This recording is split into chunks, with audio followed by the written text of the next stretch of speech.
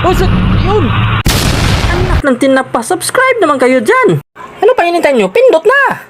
Hello YouTube! Welcome to my channel, Lods the Boy TV. Ngayon mga Lodi, meron na naman tayo panonoorin, no? At ang i-play natin ngayon mga Lods ay credit po ito sa King Frostmare, no? Ito yung the scariest videos ever captured on DASHCAM. Nako, hindi ito mga Lodi. No, nakakatakot siguro to dahil habang nagda-drive ka, yan ang makikita natin sa daan. Nako, at pag hindi ka alerto, masiguradong maaari ka pa madidisgrasya sa iyong pagmamaniho, di ba? Mga Lods, kaya ingat-ingat sa tuwing gabi, doon tayo magmaniho dahil hindi natin alam, baka, no? Baka meron yan, makita natin sa daan, mga ganyan, mga Lodi. Kaya ingat tayo palagi sa pagmaniho. Pero bago natin to simulan at bago natin tirahin to mga Lodi, sana po mag-subscribe muna kayo dyan bilang suporta nyo sa King Frostmare, no? Please naman, mag-subscribe na kayo dyan mga Lods. At huwag nyo rin kalimutan ang Lods the Boy TV. Please naman, kung kayo bago lang dito sa channel na to, napasyal na padaan at naligaw lang kayo dito sa channel na to, mag-iwan na kayo ng bakas dyan mga Lods, no? Bago kayo umalis, mag-subscribe muna kayo dyan, di ba? At huwag nyo rin kalimutan pindutin ang ating notification bell dyan mga Lodi para updated kayo lahat sa mga video na pag-i-upload natin ng mga reaction video katulad dito, di ba? At yan mga Lods, huwag na natin patagalin at huwag na natin habain pa ang ating intro. Sabay-sabay na natin panoorin to. Let's go! Scariest things captured on DASHCAM. The following video was shared by a couple who was driving on a local road in the midst of night. They state that there are several legends in this area talking about ghostly hitchhikers that are hoping to get a free ride once in a while. Of course, these are just myths, but what happened to them tonight made them scratch their heads.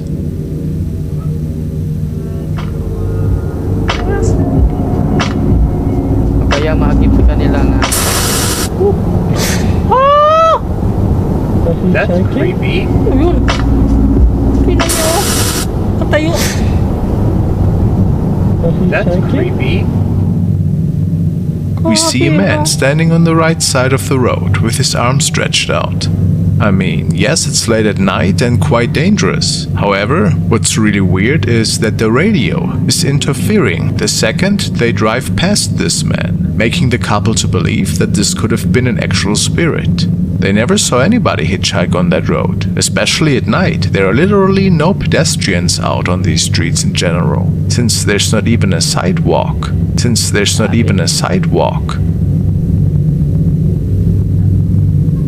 Nakakatakot yung mga ganun mga Lods. So, No? could they capture something paranormal unfold this night?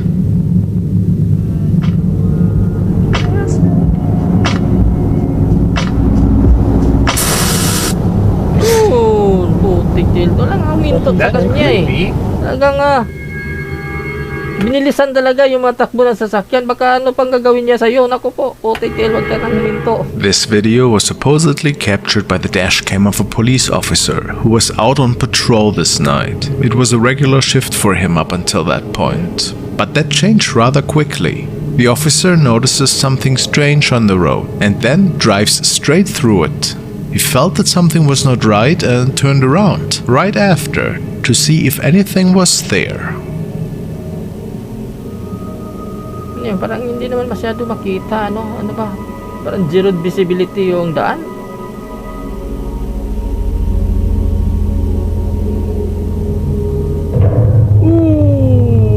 Ano yun? Ano yun? Parang may nasagasaan siya, no? Binalikan niya mga Lods.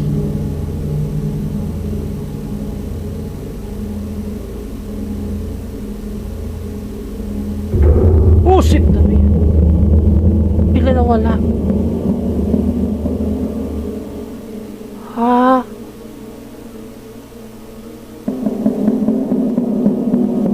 We can clearly see a mist-like apparition that seemingly seems to float right through the police cruiser. It almost looks like a humanoid form. Strange, isn't it? Sagasaan niya talaga mga Lods. Reason enough for the policeman to turn around. Kaya binalikan niya eh. Nung pagbalik yun, naglakad at bigla nawala. And Then this thing appears again from the right side of the screen. Grabe, nakakatakot yan. Many people are sure that something paranormal was going on in this recording. Was it maybe a spirit on a nightly walk? Posible. Posible talagang isa yung espiritu. Diba? Or what else could have caused these mist-like figures in your opinion? Oh, Pretty mysterious. grabe yan mga lods. And now a bit Nakatakot sa daan, di ba? Mamaniho ka sa kalagitnaan ng gabi. Tapos andyan ka sa mga lugar na walang katao-tao ba? Na, yung malayo sa kabahayan na, tapos madilim na yung daan. Di ba? Tapos biglang may magpakita sa iyo ng ganun. Yan ang maaaring ikadisgrasya mo talaga. Kaya maaaring mag-ingat tayo pag maniho tayo sa kalagitnaan ng gabi. Pag mamaniho tayo ng sasakyan, maaaring mag-ingat talaga tayo at wag din tayong basta-bastang huminto kung sakasakali mayroon man tayo mapansin at makita. Dahil baka ikapahamak niya pa natin yan mga lodi. Yan talaga. Di ba? Ibang klase. Nakakatakot yun ha. Nakakatakot at bigla pang nawala. Naglaho talaga siya. The next video was captured in Northumberland, England, where a man caught something rather creepy during a nightly ride on a lonesome country road. The road was situated close to the Middleton farm, where, during World War II in 1933, a pilot had crashed down with his plane in a fatal maneuver. The young man capturing the incident believes that he might have caught the pilot's spirit on video that night. Nako.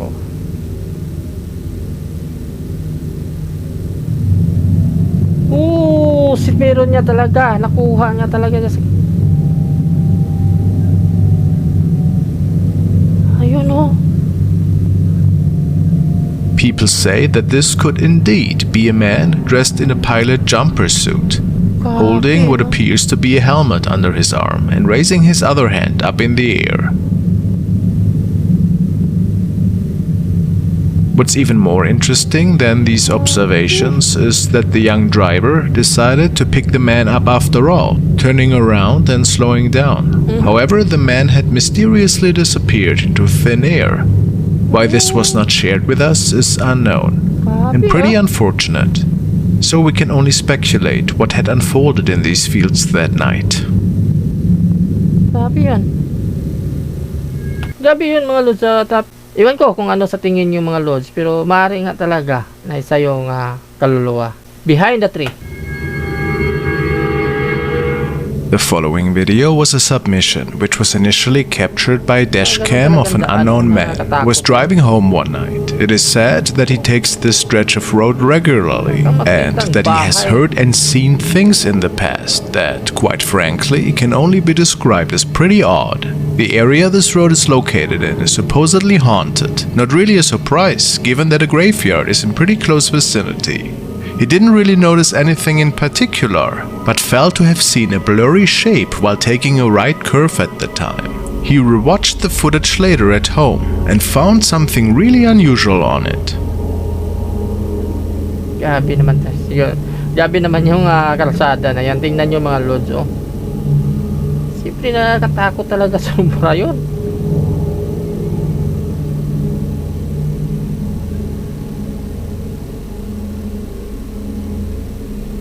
Oh, wala talagang kabahay-bahay sa... Ano ba? May nakita ba dyan? It is not easy to make out, but the driver was sure that something was moving right behind that tree, and that whatever object we are seeing here was not there only moments before. So the question is, what are we seeing here? Is it just a part of the tree that did confuse our driver here? Or was it maybe something supernatural? If it was anything, it could have also been an animal or strange creature. But it's really hard to say what exactly was captured on video here. Meron niya. Grabe, nakakatakot yan man. Nakakatakot yung ganun mga lods. At nakakatakot din yung area na yun. Kung bakit yung doon ka pa dumaan sa ganung oras ng gabi. Ako po, nakakatakot sobra. Blind passenger. The following recording was captured from the passenger camera inside a taxi cab, and it's quite the unsettling recording. It was recorded one night when the driver of a cab was on his nightly shift. He saw somebody standing on the side of the road, seemingly waiting to catch a ride, so the driver pulls over to pick up the passenger. Ayun.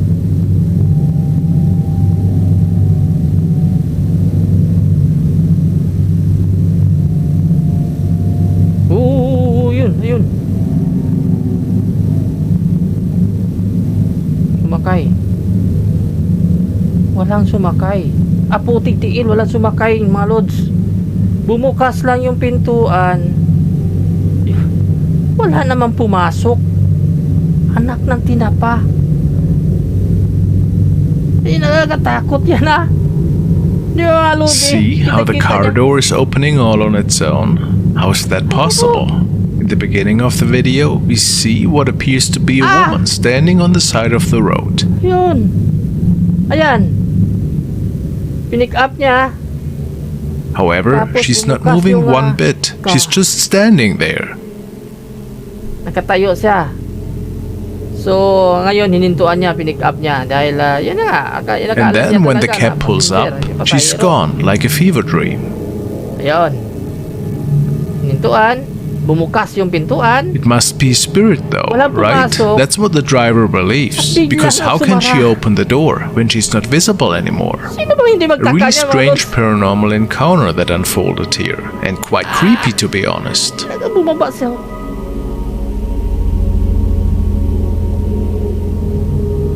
Ay, naku po. Kung ikaw, mga lodi, ganun. Ikaw yung driver na yun, anong pakiramdam mo at anong reaksyon mo at anong gagawin mo sa sitwasyon na yun? Di ba? Tigtiil. Ano ba yun? Meron kang pasahirong kakaiba. Anak ng tinapa. Baka andun pa lang yun sa... Hindi niya siguro alam, mga lods, no? Andun lang yun sa loob ng sasakyan. Sumakay na yun sa kanya. Sa kanyang sasakyan talaga. Andun na, pumasok na pero hindi niya lang nakikita na talaga. Grabe, that's what. This video was captured by a young man who was out with his friends that night. They were cruising over a street that had seen many accidents in the past. So it's not a surprise that people tell many stories about ghost sightings that have been experienced by many drivers on that road. While this was not technically captured by a dashcam, it was filmed by a helm camera of our young bike rider this night, which gave him the opportunity to look back at what he believes to have been a ghost appearing on the right side of the road.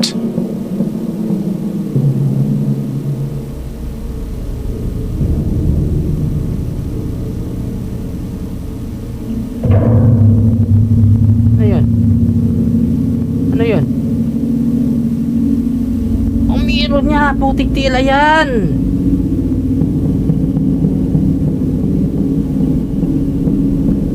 Shit, meron niya talaga. Anak ng tinapa. People say that we might be seeing the spirit of a young person here, perhaps wearing a long white shirt or a dress, which is even more plausible if we believe the statement of the bike rider, saying that this person seemed to have vanished after he turned his head and took a look at it. Of course, you never know if not a crazy person decided to risk their life and stand on the side of this busy road at night. But it makes you wonder, who would do that? Maybe a ghost? Yun nga, yung mga kalsada na mga ganun na mayroong marami na mga nadidisgrasya at mayroong mga kababalaghan, di ba? At yung iba niya nilagyan na lang ng accident prone area talaga ng mga signage. Kasi yan ang parati kong narinig nung ako'y palagi pang nagbibiyahe noon, mga lods, no. Makinig kasi mahilig akong parang yan na chismis na rin tayo sa loob ng bus, no. At mahilig akong umupo dyan sa likuran ng driver talaga. Sa tuwing maglalakbay sa gabi, yung bus na dinadaanan ko, mga lods, pagdating sa mga area, sa mga kalsadang wala na mga kabahayan at madilim pa sobra, doon sila mag-umpisa na magkwento. Yan, ganun, mga lodi. Yung mga kababalaghan na, yung mayroong nakikita na biglang dumaan at tumawid sa daan na mga nakaputi. At yan ang cause daw ng karamihan na nagdisgrasya sa gabi sa mga daan na yan. Kaya sa tuwing mapadaan sila doon, ay talagang nagbubusina sila. Kahit wala silang sinusundan sa sasakyan, at wala silang nakikita, ay magbubusina talaga sila. Yan sa Now we are taking a look at another really odd dashcam recording, which was taken by a man who was on the way home one night. He tells us that it is pretty uncommon to come across people on that road, since it's very narrow and not intended for pedestrians. It was also very late that night, slimming down the chances that anybody would decide to walk these streets. Nevertheless, he came across a strange woman. Opo.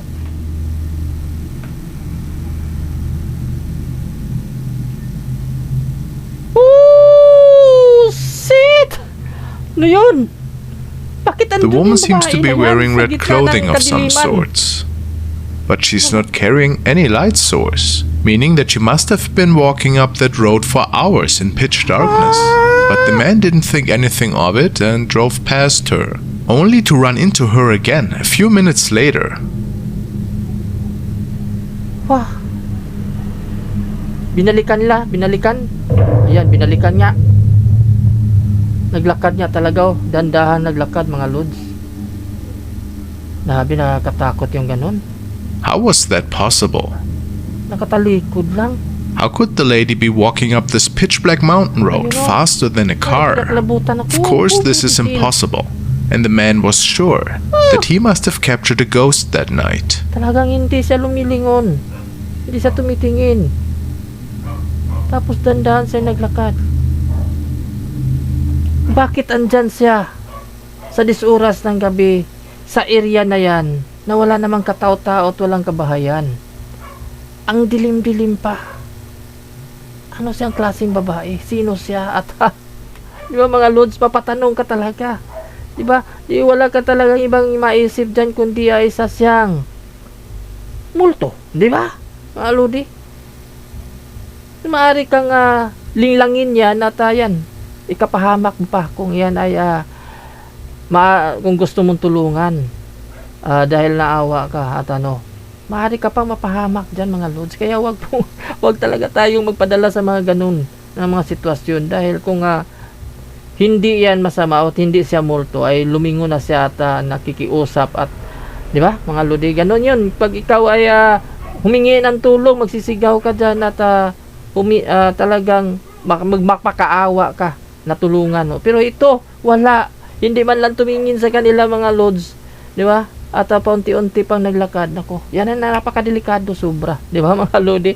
Ano sa palagay nyo, sa tingin nyo, ano yan? Bahala na kayong humusga mga lodi kung ano yan. Dami na kinalabutan ako kanina. Shit. The next video is an infamous dashcam recording which was captured by a man who was on his way home from work. He works till late at night, so the roads are generally never that busy whenever he is in his car. The way home leads through an old tunnel that was built straight through an old mountain. Apparently, the mountain is pretty notorious for its ghost sightings. Many people claim to have seen spirits and lost souls there, but the man never thought anything of these ghost stories until tonight. Something rather creepy happened to him.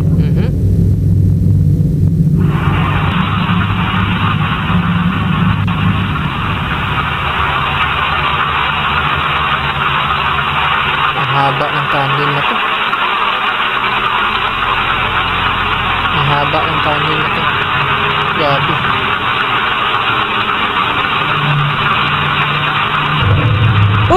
Yun! Parang nasa gasaanan niya. Ayan o.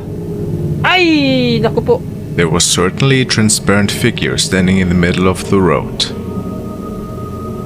And the car passes straight through it. The driver swears that he did not see anything at the time, but heard a really odd noise, as if he was hitting something at the time, which was the reason why he went through the footage at home. And then he saw this creepy apparition. The question is, what was this thing doing there that night? Was it maybe just a strange reflection? Ay, hindi yan. What's your idea? Grabe, nakakatakot yun mga lods. Kung yan ay nakapansin niya, maaari siya madisgrasya talaga kasi mabubulaga na siya nun. Kung yan ay napansin niya at nakita niya. Buti na lang, no? At hindi niya nakita at yun na nga, no? Wala siyang inisip na ano, at hindi siya nabigla. Buti na lang hindi niya talaga nakita yan sa pagdaan niya dyan. Kung siya mismo nakita, maaari talaga siyang madidisgrasyan yung mga lods. Bakit? Sa bilis ba naman ng takbo mo at ikay mabubulaga sa mga ganong sitwasyon, talagang mapaprino ka at hindi mo na yan kayang yan, kasi may kasalubong ka pa yan ang maaaring ikadisgrasya mo, di ba mga lods? Ibang klase ito nakukuha na ng mga dashcam nila, ibang klase Old tunnels seem to attract a lot of paranormal activity for some reason. The following video... Paano hindi yan mahantid mga lods? Tingnan nyo naman yung kalsada na yan. Tingnan nyo naman daan na yan. Napaka-creepy sobra, di ba? ...was captured by two friends, who also were on a late-night trip to their destination. The empty roads lead through an old mountain via a tunnel. They actually state that they have come across some relatively odd stuff in this tunnel. They heard weeping noises, even though nobody was visibly there. So they feel always a little bit uneasy when driving through the mountain. Tonight, they came across something new.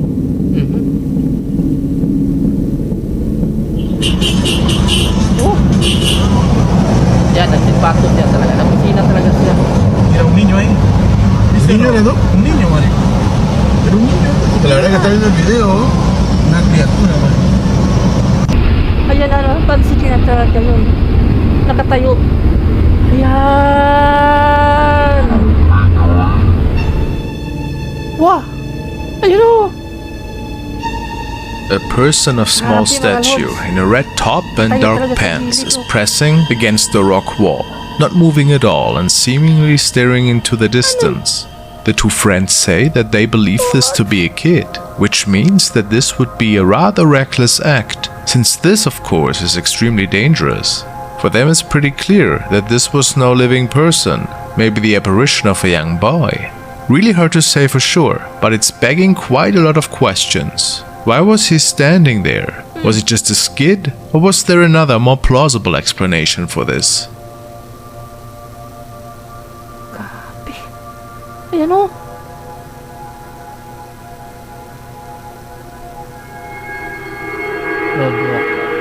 Recording uploaded by the driver of the vehicle, Mitch Kuhn. Mitch was driving along the Hume Highway in Bardia, southwest Sydney one Sunday night when he noticed that a really eerie looking object seemed to be making its way right on the highway. It looked like a small child to him, and immediately after seeing this, he called the police. Mitch was unable to stop the vehicle at the time, since they were carrying a huge toy hauler. Oh, shit. Ano yun? Ayan o.